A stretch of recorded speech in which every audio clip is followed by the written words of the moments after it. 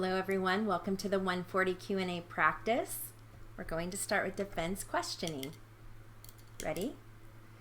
Do you remember the conversation you had with Mrs. Bold regarding that? Well, she asked me whether she could dry her clothes, and I said yes.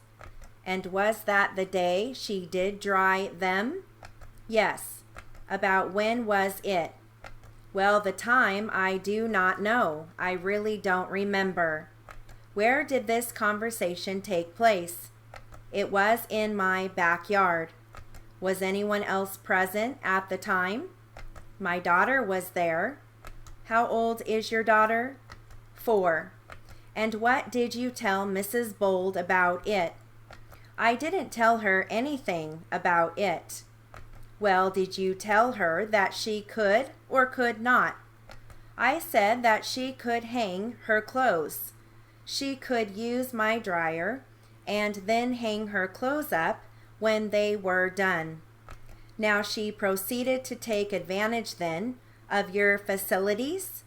Yes. Did you help her the first time that she was there? Yes, she was in a hurry, and I helped her load them in the dryer. At about what time of the day was that? Do you remember? Well, it was in the morning. I don't know the exact time. Well, would you say it was 2 hours before noon or an hour before noon? Oh, well, around 9, I guess. And was the dog there at that time? Yes, it was. Incidentally, what kind of dog is this? It's just a dog. How large is the dog? Not terribly big. Would you say he is 2 feet high if he is standing on 4 legs? Gosh, I don't know. Do you know how heavy the dog is? No, I don't. I have never weighed it. Approximately how old is the dog? Around 9. I don't know exactly. Then on the first occasion when she was in there, was the dog present? Yes, he was. Was he loose in the yard? He is always loose in the yard. You do not keep him tied within the yard? Oh, no. Did you ever let him out of the yard? No, he is always in the back. Do you remember whether the dog played with any of the children, either Mrs. Bold's children or the other children that were there? Oh, yes, because my daughter's friends come over. On the occasion in question, were their children there? No, because it was too early. The kids don't come over at that time. But they were over there then, were they not?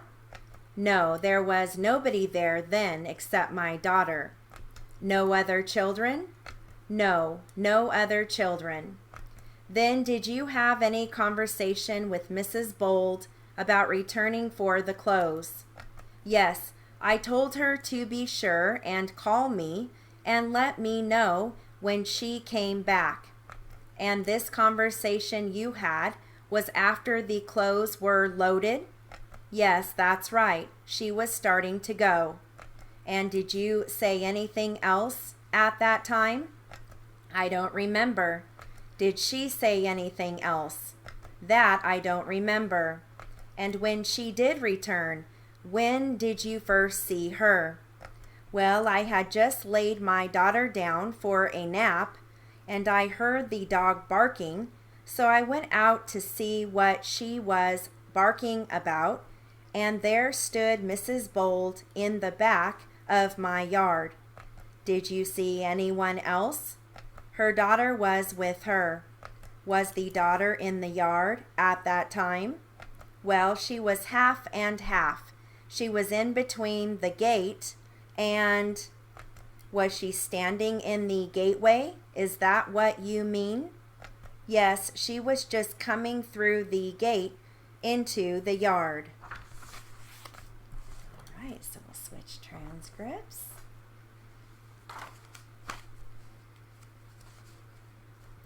There's a further stipulation between the defendant, his counsel, and the people that if we were to call a Mr. Lee Johnson, he would testify that he's a criminalist with the Santa Ana Police Department and expert in his field, that he obtained the 2 specimens that Officer Newmeyer from the Santa Ana Police Department obtained from Dr. Bonin, and that on the 27th of November of 2012, he examined those specimens, that they in fact showed that within a 48-hour period preceding the time that they were taken from Mrs. Rodriguez, that Mrs. Rodriguez did have sexual intercourse. Yes, that's so stipulated, although he probably would testify that the presence was consistent with sexual intercourse. I don't know. There was sperm found on the specimen. It indicated that she had had sexual intercourse. Is that so stipulated? Yes, that's so stipulated. All right, ladies and gentlemen, that is also so stipulated. Now, Your Honor, with the exception of the other witness who is en route, the people are ready to rest their case. How long do you estimate before that witness will be here? 10 or 15 minutes. All right, then we'll have to recess until that happens. Do you have any of your instructions which you are going to file in this case? Yes. Ready to file? I do. Okay, so we're going to switch again.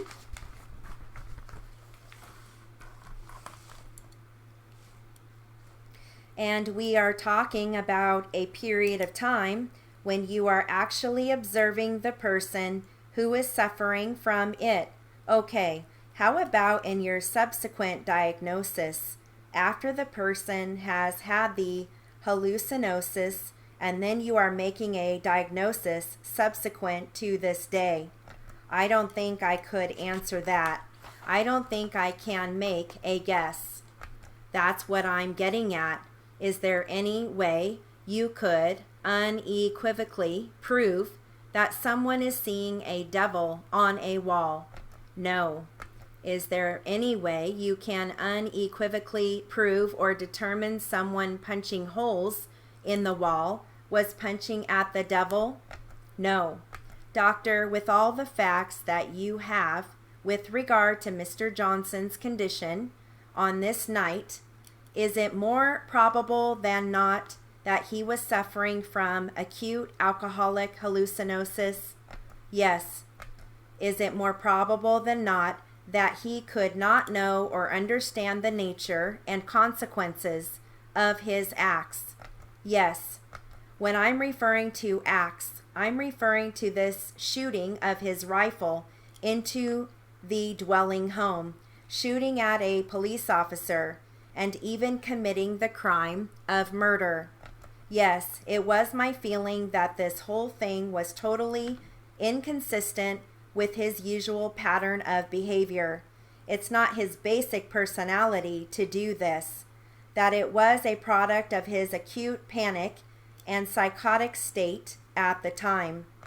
Is it your opinion that all of the subsequent acts that took place after he saw this image at this bar, this devil, that all of those acts were as a result of that hallucination? Related to it, I have nothing further. Recross?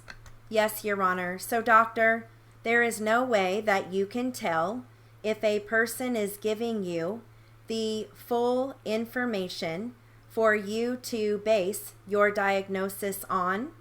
No, as I say, beyond whether it all fits together and seems to be consistent with a certain syndrome. You can't tell if the defendant had a remembrance about the rifle and getting the ammunition. All you can tell is what he has told you about that? That's correct. You couldn't tell whether or not he knew they were policemen out there, or that he just didn't know what happened until the police arrived to arrest him? That's correct. Now, in the past, he has exhibited a personality when he is drinking, at least on some occasions, where he has become aggressive. Is that correct? That's correct. So you have no way of telling how Mr. Johnson reacts when he has done quite a bit of drinking. His usual pattern, as he recalled it, as to this area of amnesia, was occasionally getting into some troubles with his aggressiveness or getting arrested for drunk, but very rarely were there hallucinations involved. What did he tell you about the rifle and ammunition? Did he tell you anything about it? You mean why he had it? Did he tell you he had it? When did he remember he had it? Did he tell you about loading the gun, not loading the gun? He, to me, didn't recall loading the gun. He recalls somehow leaving the house. He believes he had the gun with him. Then he recalls the firing of the gun, firing back at some flashes. That's about all he recalls. Does he recall his firing that weapon?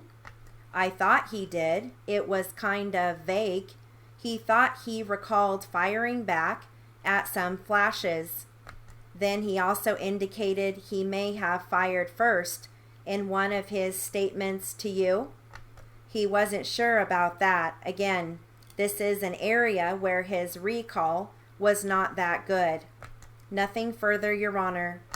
Anything further, Mr. Stein? Yes, Your Honor. All right, so we'll stop there. And that concludes our Q&A practice for the 140 class.